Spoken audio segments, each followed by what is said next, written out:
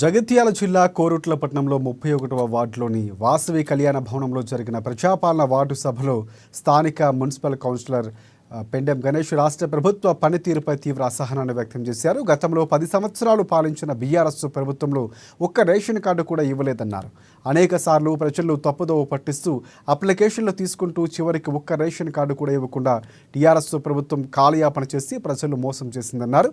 గత ప్రభుత్వం మాదిరిగానే ఏడాది పాలన గడుస్తూ ఉన్న ఈ కాంగ్రెస్ ప్రభుత్వంలో కూడా ఒక్క రేషన్ కార్డు, ఒక పెన్షన్, ఒక ఇందిరమ్మ ఇల్లు కూడా ఇవ్వలేదన్నారు. ప్రజలకు చివరకు మొండి చేయి చూపిస్తుందా అని ప్రశ్నించారు. కాంగ్రెస్ ప్రభుత్వం వెంటనే అర్హులైన ప్రజలందరికీ రేషన్ కార్డులు మొదటగా అందజేసి అర్హులైన వారందరికీ ఇందిరమ్మ ఇండ్లు ఇవ్వాలని డిమాండ్ చేశారు.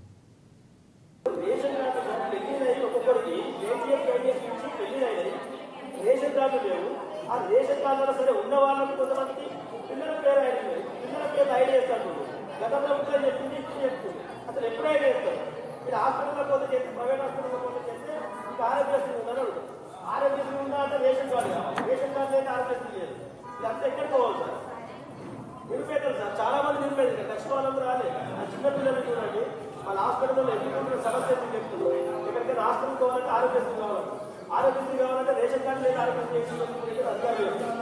అంటే ఇలాంటి సమస్యలు ఉన్నాయి కాబట్టి మీరు దృష్టి తీసుకొస్తున్నా. మీరు వాస్తవంగా రేషన్ కార్డు కానీ ఇతర మీకు కానీ ఇస్తారా ఇవ్వరా? అదొకటి ప్రభుత్వానికి కష్టంగా అడగండి. మీరు అధికారులు కావాలని చెప్తున్నా. ఖచ్చితంగా జనాన్ని ఇబ్బంది పెట్టకండి, జనాన్ని సఫర్ చేయకండి. ఏదో తుందు మందరంగా తిరిగి ఫోటోలు దిగి గ్రూపాలు పెట్టడం కరెక్ట్ కాదని నేను అనుకుంటా. ఖచ్చితంగా రేషన్ కార్డులు నిరుపేదలకు చెందే విధంగా ప్రభుత్వానికి మీరు అధికారులు కాబట్టి మీ పై అధికారులకు తెలియజేయండి. దాన్ని క్లారిటీ చేయండి సార్. క్లారిటీ చేయకపోతే సార్ చాలా మటుకు మీరు అంతా నేను ఏం చెప్తున్నాను సార్, నేను డ్రైవర్ గారు చెప్తున్నాను. ఇదంతా కూడా జనాలను తెప్పించుకొచ్చేయడం వల్ల మహాపాపం.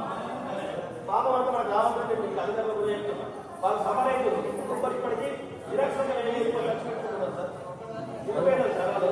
అదొకటి first Aadhaar card ration card పేరు కావా అయితే ప్రభుత్వం చెప్తుంది సంవత్సరం గడుస్తుంది.